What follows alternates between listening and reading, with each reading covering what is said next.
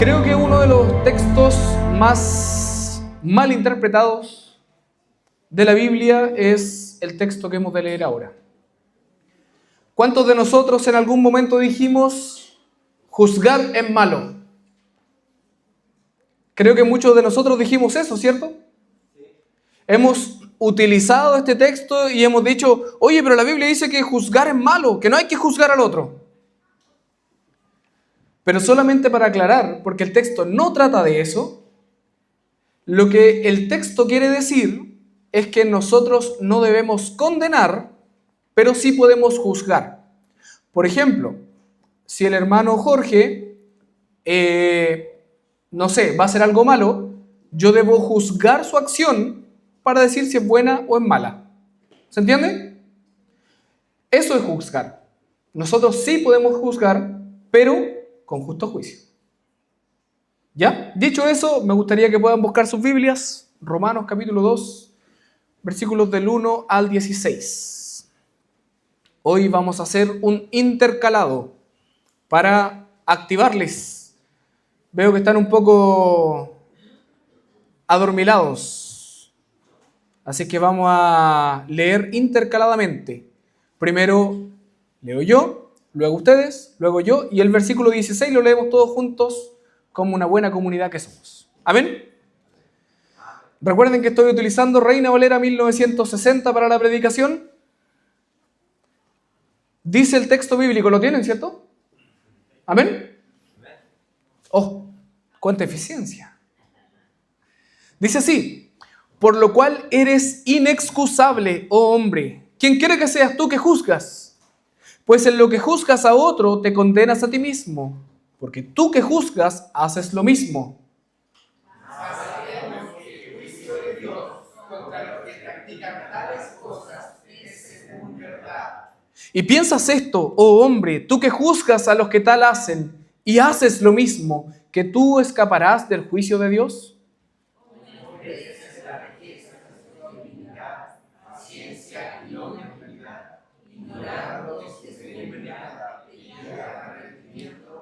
Pero por tu dureza y por tu corazón no arrepentido atesoras para ti mismo ira para el día de la ira y de la revelación del justo juicio de Dios. El cual pagará a cada uno conforme a sus obras. Vida eterna a los que perseverando en hacer el bien buscan gloria y honra e inmortalidad.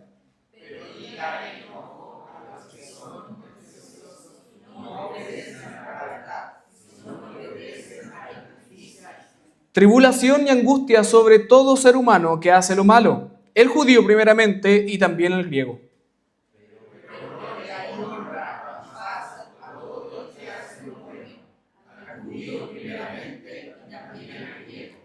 Porque no hay acepción de personas para con Dios.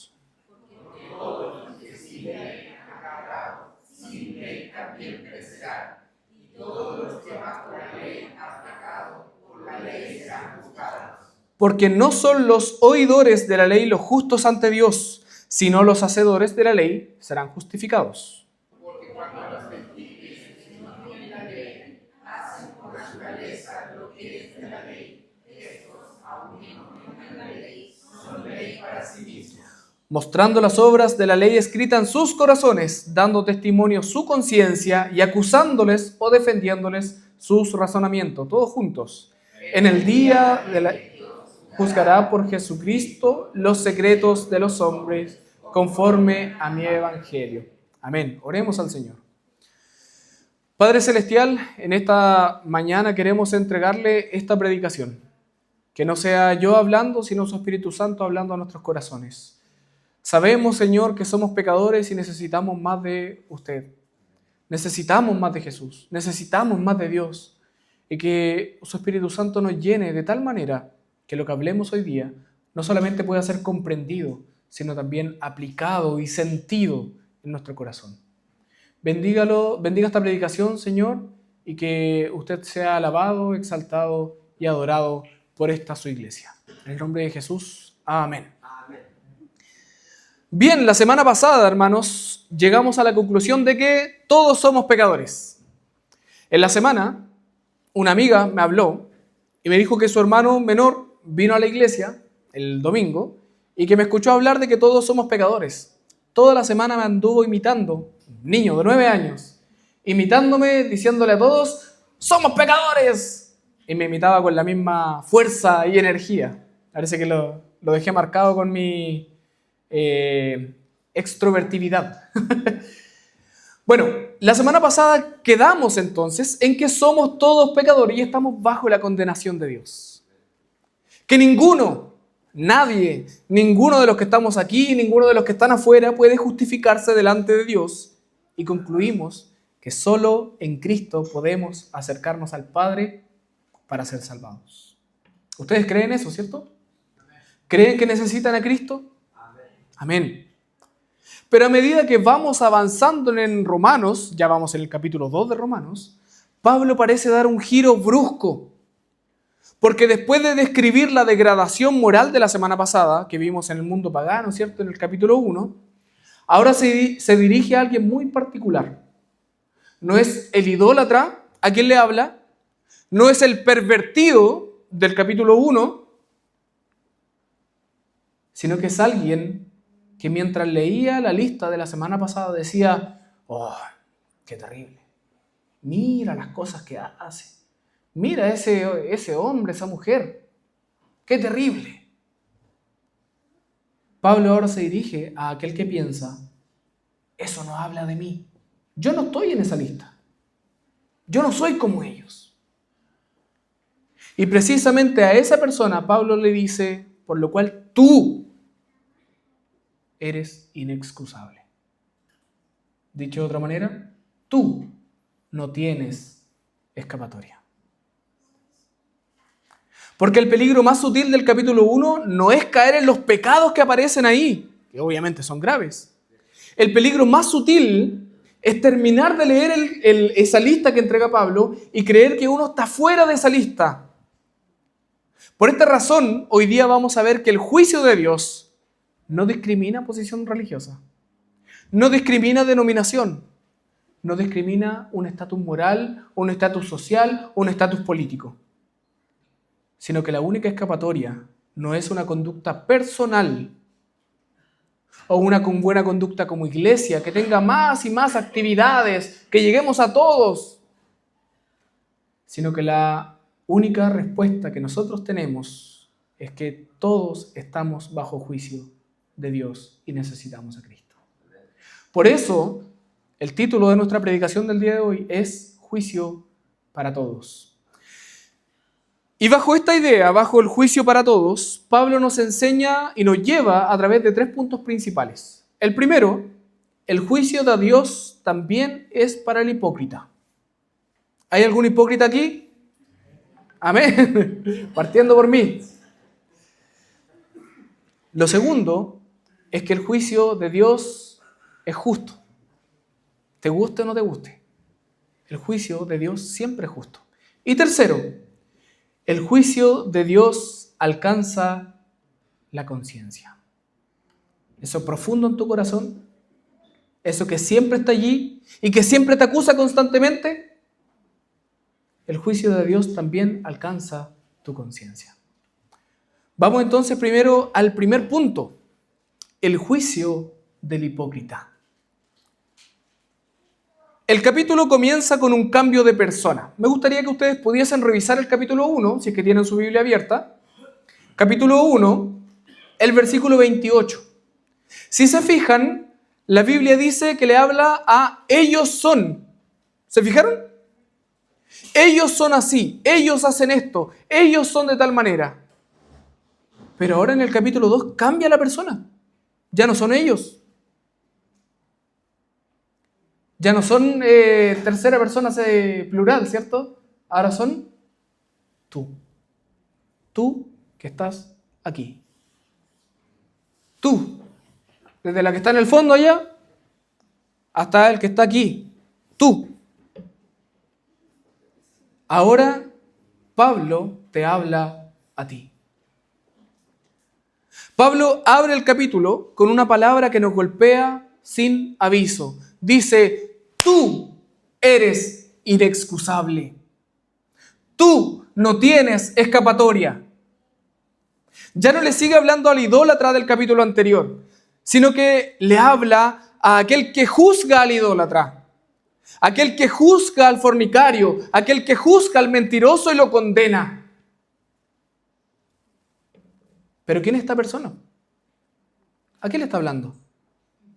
Y lo vamos a definir no como hipócrita, lo vamos a definir como el moralista. El moralista.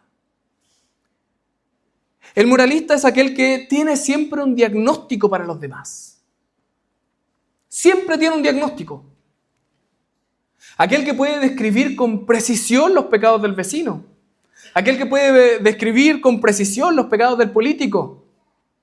Ahí ya nos vamos todos acercando a nuestra propia vida. Es aquel que siempre puede diagnosticar los pecados del hermano, que tiene una capacidad extraordinaria para acusar el pecado del otro. ¿Les pasa? Siendo honestos, ¿les pasa? A mí me pasa. Yo tengo una capacidad tremenda para juzgar los pecados del otro. Pero, no, en mi caso no hay pero. Si no es por Cristo, yo sería condenado. Ahora, ¿quién es este moralista? En el mundo greco-romano de Pablo existían los famosos filósofos estoicos. ¿Vieron cómo entrenar a tu dragón? Había un hombre que se llamaba estoico, ¿cierto? Ya, los estoicos eran aquellas personas que predicaban la virtud con elocuencia. Oh, mira, yo hago las cosas muy bien, soy perfecto, hablo cuando debo hablar, callo cuando debo callar, hago las cosas y las acciones como corresponden. Pero eran muy poco coherentes.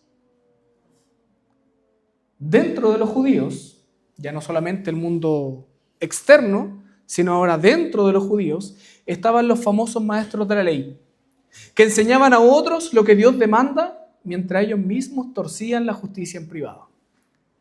Lo que el Señor decía, fariseos hipócritas. ¿Se acuerdan cómo les decía? Sepulcros blanqueados. Y así también en nuestra congregación. El moralista puede sentarse cada domingo dentro de esta sala. Puede que a lo mejor este moralista conozca los catecismos de memoria. Puede que te esté hablando a ti, no lo sé. Puede que a lo mejor tenga un corazón que juzga a todos y que siempre los está mirando a los demás con desdén porque los demás son pecadores y yo no, o quizá un poquito, pero no tanto como tú. Yo no soy tan pecador como los líderes. Mira ese presbítero, qué terrible. Mira ese presbítero, ahí sí, qué terrible. Pero mira ese pastor, no. Pero mira ese cabro chico. Hermanos, el moralista se puede sentar domingo a domingo en medio de nosotros y tener una apariencia de piedad, pero seguir siendo un asqueroso y vil pecador. La principal característica es que es un hipócrita. Ahora, me gustaría entregarles dos características de este moralista. La primera, según Pablo, es que este moralista es que juzga a otros mientras hace lo mismo. ¿Se fijaron en el versículo 1, cierto? Oh, tú, hipócrita. El texto dice, de manera muy incómoda, en lo que juzgas a otro, te condenas a ti mismo, porque tú que juzgas, haces lo mismo. Me gustaría aclarar algo, porque a lo mejor muchos de nosotros estamos pensando, ya, pero, a ver, aclaremos las cosas, yo nunca he engañado a mi esposa. Uno podría decir, pero mira, ¿cómo se le ocurre a este pecador estar aquí? ¡Qué terrible! ¿Cómo le engañó a su esposa? ¡Qué atroz! Sin embargo, cuando el texto dice, tú que juzgas, haces lo mismo, no se refiere a la acción externa, sino más bien a la interna. Citando implícitamente a lo que dice Jesucristo. ¿Qué dice? A lo mejor tú nunca has engañado a tu esposa, a tu esposo, pero miraste a un hombre, miraste a una mujer para codiciarlo. Por lo tanto, eres culpable de adulterio. A lo mejor nunca han matado. Jamás. Pero la Biblia dice que si tú odias a tu hermano, si tú tienes rencor contra tu hermano, ya eres culpable de homicidio. ¿Se dan cuenta de la gravedad del asunto? La primera característica de un hipócrita, de un moralista, es que mientras juzga a uno, hace lo mismo en su corazón. Y la segunda característica es que confunde la paciencia de Dios con la aprobación de Dios. El versículo 4 dice: o menosprecias la riqueza de su benignidad, paciencia y longanimidad, ignorando que su benignidad te guía al arrepentimiento. Parece un trabalengua, ¿cierto? Bueno, este trabalengua lo que está diciendo es: menosprecias que a lo mejor que Dios no te está juzgando hoy, que Dios no te está condenando hoy, que Dios te está tratando bien hoy. Menosprecias que este momento es para que vengas a Él. ¿Se fijan? Y este es uno de los errores más peligrosos del corazón religioso. Cuando Dios no actúa de inmediato sobre nuestro pecado, es fácil interpretar ese silencio de Dios como señal de que todo está bien. A lo mejor tú estás pecando y Dios no te está juzgando en este momento. A lo mejor está pasando de largo. Ya, si nadie me vio, nadie se está dando cuenta.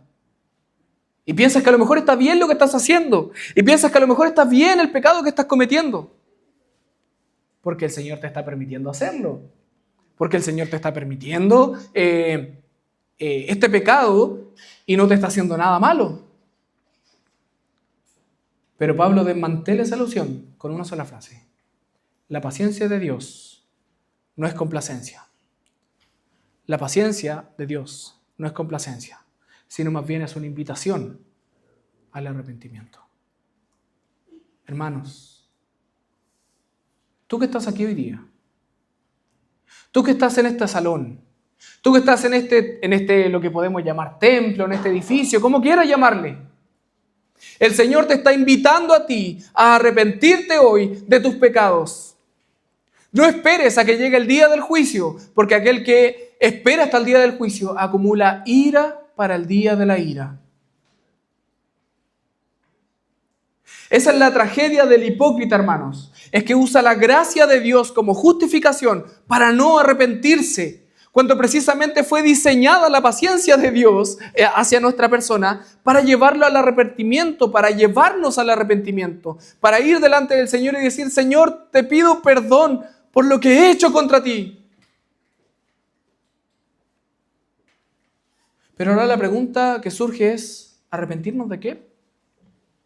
¿Por qué me tengo que arrepentir? Si no es tan malo lo que estoy haciendo, ¿no? Ah, sí. Oye, no es tan malo. Ya, déjame, pues. ¿Esa tiene que ser nuestra actitud? Eso nos lleva justamente al punto 2. El justo juicio de Dios. El versículo 6 dice que Dios pagará a cada uno conforme a sus obras. Y detente un momento en esta frase. El texto no dice pagará a algunos conforme a sus obras. No dice que va a pagar a los peores conforme a sus obras, sino que dice a cada uno, sin excepción, sin categoría, sin escalas que permitan a unos salir mejor que otros. ¿Ustedes creen que por ser pastor mi juicio va a ser menor? ¿Ustedes creen que los presbíteros, al ser presbíteros, su juicio va a ser menor? La Biblia bien lo dice. Ojalá muchos de vosotros no fuerais maestros, porque se te va a condenar con un estándar mucho más alto. Pero ¿cuál es el estándar que Dios demanda? Versículo 7.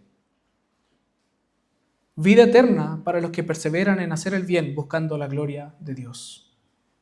Es decir, una obediencia perfecta y constante. ¿Quién de aquí cumple ese estándar? ¿Quién es obediente? Que levante la mano. Ninguno levantó la mano. Ahora, ¿quién es obediente? ¿Es usted obediente? El que es obediente, que levante la mano. Por lo tanto, el versículo 7 no puede ser aplicado a nosotros. No puede ser aplicado a nosotros. Voy a subirlo un poquito, a ver.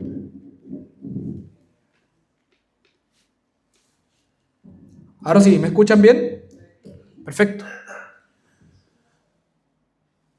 Pablo no está describiendo un ideal inalcanzable para impresionar a sus oyentes. Porque a veces muchos pueden pensar en eso, ¿cierto? Que Pablo está escribiendo un ideal, una fantasía. Pablo no está describiendo al que puede ir delante de Dios, sino que está describiendo lo que el juez justo exige. Dicho de otra manera, no está hablando de ti, está hablando de lo que Dios demanda. Porque un juez justo no puede rebajar el estándar, no puede ignorar la evidencia ni hacer excepciones según la persona. Si Dios rebajara su estándar, dejaría de ser justo. Por eso Pablo añade en el versículo 11, Dios no hace acepción de personas. Nosotros recordábamos este texto, ¿cierto? De Dios no hace acepción de personas, en la versión de Dios puede salvar a todos. Pero en este caso, no está hablando de salvar a todos, está hablando de condenar a todos. Todos son condenables, porque Dios no hace acepción de personas. Él juzga siempre conforme a la verdad. Y si ese es el estándar de Dios, el estándar perfecto, el estándar de benignidad, de bondad, si ese es el estándar de Dios, ¿quién puede cumplir ese estándar? Amén. Como dice la palabra, ¿cierto? Eso no te lo reveló ni carne ni sangre, sino el Espíritu del Señor. Porque ninguno de nosotros puede. Ahora bien, ¿tú sabes lo que significa eso para ti? ¿Que creciste en esta iglesia? Significa que esta historia o tu historia en esta congregación no te da ninguna ventaja delante del juez. Ser presbiteriano no te da ninguna ventaja delante del juez. Haber crecido en la iglesia presbiteriana, saberte los catecismos, saberte la Biblia, no te da ninguna ventaja delante del juez.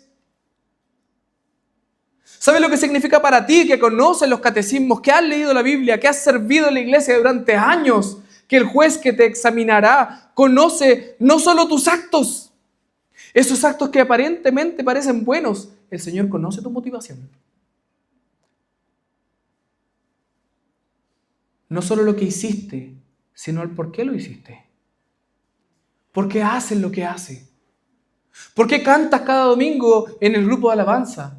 ¿Por qué sirves cada semana como presbítero, como pastor? ¿Por qué? ¿Cuál es la motivación que hay en tu corazón al estar en el computador cambiando el PPT? El Señor conoce tu corazón. A lo mejor a nosotros nos puedes engañar. A lo mejor yo mismo me puedo engañar a mí mismo. Pero el Señor pesa los corazones. Y el problema no es que Dios sea severo. El problema para nosotros es que Dios es justo. No que su justicia sea un problema, sino que para nosotros es un problema.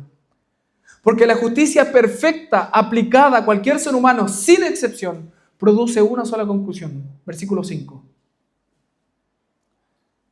¿Qué dice el versículo 5? Atesoras para ti. ¿Atesoras para ti mismo? Ira. ¿Para cuándo? Para el día de la ira. Cada día que pasas sin arrepentirte delante de Dios, sin arrepentirte genuinamente por cada uno de tus pecados, no es un día neutral para ti, no es un día que simplemente pasa y listo, ya fue.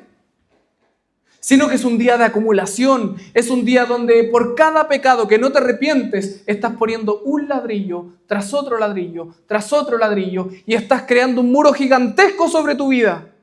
Y no es un muro que te sirva para defenderte del enemigo, sino que es un muro que te está trayendo peso sobre tu espalda.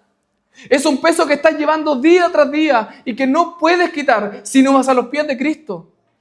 Es un peso que estás acumulando sobre tus hombros por no ir a los pies de tu Señor. Por eso el Señor insiste tantas veces a través de toda la Escritura: ven a mí, que estás cargado, que yo te haré descansar. Por eso el Señor insiste tantas veces: ven a mí, que estás agobiado y agotado. Has puesto demasiado peso sobre ti. Ven a mí, que yo te libraré de esa carga, destruyendo tus muros, quitando tu peso, pagando tu culpa y librándote de la muerte de este mundo. Ven a mí. Ven a mí con un corazón arrepentido, porque yo te daré descanso. El Señor te dice hoy: ven a mí, aún es tiempo. Ven a mí, corre a mí, acércate a mí, porque yo te daré perdón. No necesitas nada, no necesitas hacer mejores obras, no necesitas ser un líder en la iglesia. Simplemente necesitas decir: aquí estoy. Padre, perdóname por lo que he hecho contra ti. Padre, perdóname. Aquí estoy completamente desnudo delante de ti. Tú me conoces el peso que hay dentro de mí. Necesito que lo quites tú. Perdóname, Señor. Cristo vivió la perseverancia perfecta en el bien que el versículo 7 describe. Tú no necesitas cumplir el versículo 7, porque Cristo lo hizo por ti. Cristo soportó la ira en el versículo 5, porque Cristo soportó la ira por ti. Todo aquel que descansa en los méritos de Cristo es declarado justo por el mismo juez, que no hace excepción de personas. No porque el estándar haya bajado por ti, sino porque Cristo lo cumplió en tu lugar. Por eso Pablo termina en los versículos del 12 al 16, en el tercer punto, que el juicio de Dios también alcanza la conciencia. Finalmente, hay algo que Pablo dice en los versículos del 12 al 16 que quiero que consideres con mucho cuidado. Dice que los gentiles, los que nunca recibieron la ley de Dios, los que nunca oyeron a Moisés ni a los profetas, hacen por naturaleza lo que la ley exige. Y uno dice: ¿cómo así? ¿Por qué? Porque Dios escribió la ley en sus corazones. Todo el mundo, sin excepción alguna, tiene escrita la ley en su corazón, y el instrumento por el cual la ley habla en tu corazón es lo que se conoce como la conciencia. Todos tienen conciencia. Algunos más afectada que otra, algunos mejor que otra, pero todos tienen conciencia. Ahora bien, antes de que sigas escuchando esta predicación, quiero que hagas algo. Quiero que pienses en algo que hiciste esta semana, que sabías que estaba mal cuando lo estabas haciendo. Piensa en eso. Cualquier evento, no me respondas a mí, sino que piensa en tu cabeza: a ver, en mi semana hay algo que hice mal.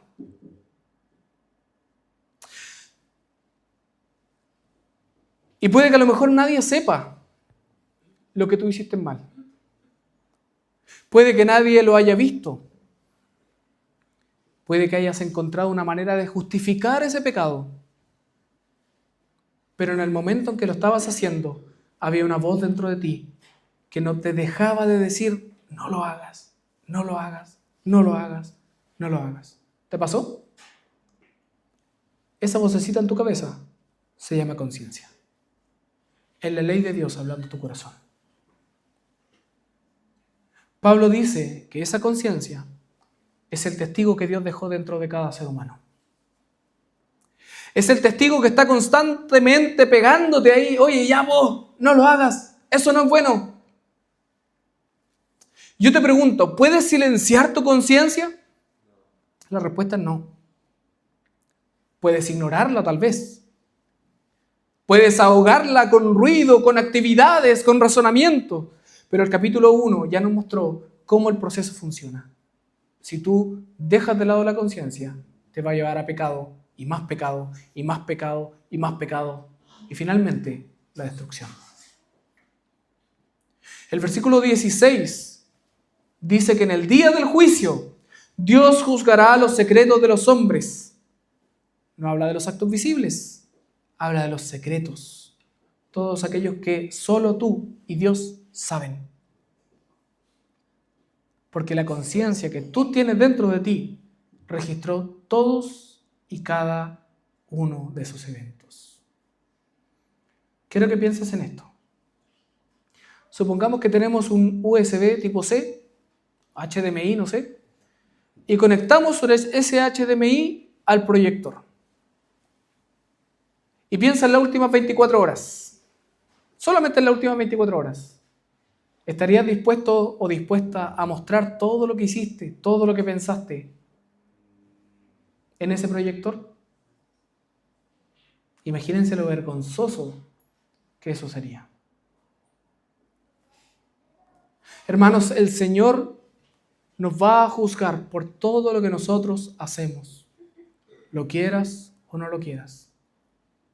Al adulto que lleva años en la iglesia, tu conciencia sabe que hay áreas de tu vida que nunca has llevado genuinamente al arrepentimiento. A lo mejor las has gestionado, a lo mejor las has contenido, a lo mejor has aprendido a vivir con esa conciencia terrible, con ese pecado, pero no lo has llevado a Cristo. Tu conciencia lo sabe. Y lo peor, Dios también lo sabe. Al joven, a ustedes jóvenes, que creen que todavía tiene tiempo porque somos jóvenes, soy adolescente, soy joven, tengo tiempo, tengo energía, un poquito cuando sea más viejo ya me voy a poner como mis papás que van a la iglesia con mucho ánimo. Por ahora voy a la iglesia enojado. Pero joven, y te hablo seriamente, tu conciencia ya te habla. Ya sabes lo que está mal. La juventud, hermano, hermana, no es una excusa delante de un juez que conoce tus secretos. Y a los niños que andan revoloteando por aquí por el culto, a los niños que andan corriendo por todos lados y que se alegran jugando cosas, hermanos, esos niños también tienen conciencia. ¿Saben lo que significa hacer algo malo? ¿Saben lo que es esconder algo porque no quieres que tus padres lo sepan? Yo lo veo en mi hija. Se esconde debajo de la mesa y de repente le digo, ¿qué estás haciendo? Nada. Me miente. Niña de 3 años. Y uno podría decir, pero los niños son inocentes. No. Ellos tienen la ley escrita en sus corazones. Ciro, no eres inocente. Eres culpable, necesitas a Cristo. La pequeña Laurita, de 2 años, no es inocente. Ella necesita a Cristo. El pequeño Luciano, 4 años, no es inocente.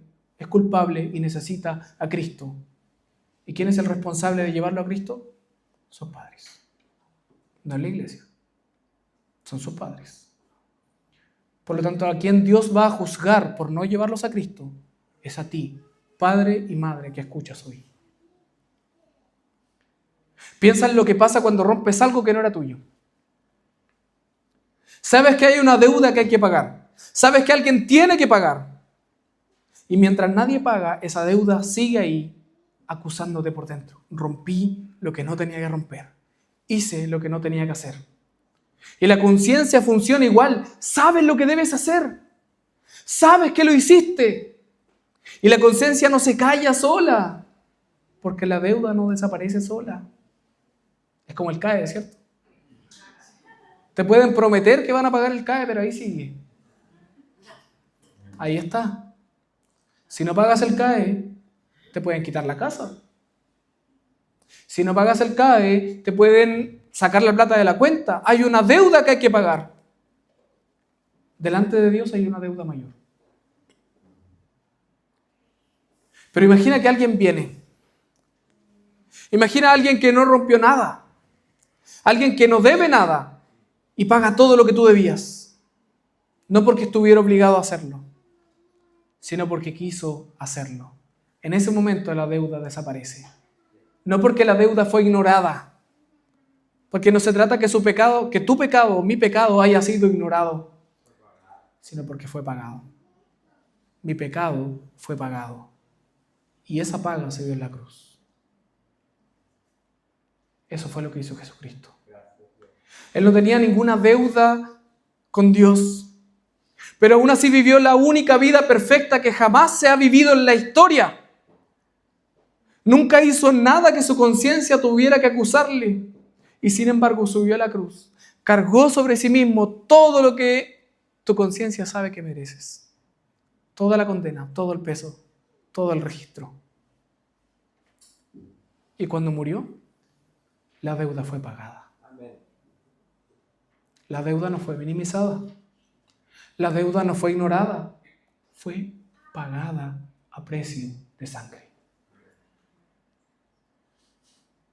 Por eso la única manera de encontrar paz para tu conciencia no es intentarte portarte mejor. No es prometer que nunca vas a volver a caer porque te conoces. Tú sabes que vas a caer. No es esforzarte por compensar tus faltas. La única esperanza es mirar a Jesucristo y es reconocer que Él pagó una deuda que tú jamás podrías pagar. Que vivió la vida justa que Dios exige y murió la muerte que nuestros pecados merecen. Él murió por mí. Gracias, Señor, porque moriste por mí. Hermanos, esa justicia, la única que puede resistir el juicio de Dios, está disponible hoy para todo aquel que cree. No para el que logra silenciar su conciencia por sus propios medios, sino para el que finalmente escucha la conciencia, reconoce sus pecados y corre a Cristo con las manos vacías y el corazón arrepentido. Si hoy día vienes a Él, no vas a encontrar condenación, hermano. Si tú vienes a Cristo hoy día, no vas a encontrar condenación, sino perdón. Porque tu deuda fue pagada en la cruz. En Cristo todos tus pecados te son perdonados. Y hoy día tienes una vida nueva. Díganme que eso no es glorioso. Hermano, qué glorioso. Qué glorioso saber que soy perdonado. Qué glorioso saber que soy realmente perdonado. No un perdón humano, no ese perdón cuando yo le digo, ya, si te perdono, ya, chao. Sino que soy perdonado como Cristo me perdona. Un perdón único, un perdón inigualable, un perdón donde me dice, ven aquí. Y me abraza y me besa y me dice, vamos juntos. Pero Señor, nuevamente caí, ven aquí. Arrepiéntete de tus pecados. Yo te perdono, dice el Señor. Pero Señor, otra vez caí. Ven a mí. Ven a mí 1 vez, 2 veces, 3 veces, 100 veces, 1.000.000 de veces. Tú ya fuiste perdonado en una cruz. Qué glorioso es el Señor. ¿Y sabes lo más glorioso de todo? Es que no solamente Dios perdona tus pecados, es que también nos invita a su mesa. Díganme que eso no es maravilloso. Quiero que oremos en este momento. Le pidamos al Señor perdón por nuestros pecados y vamos a ser partícipes de un momento glorioso. Porque no es solamente un mero memorial lo que viene ahora, sino que la presencia de Cristo está en medio nuestro. Oremos a Dios. Padre Celestial, somos pecadores, Señor.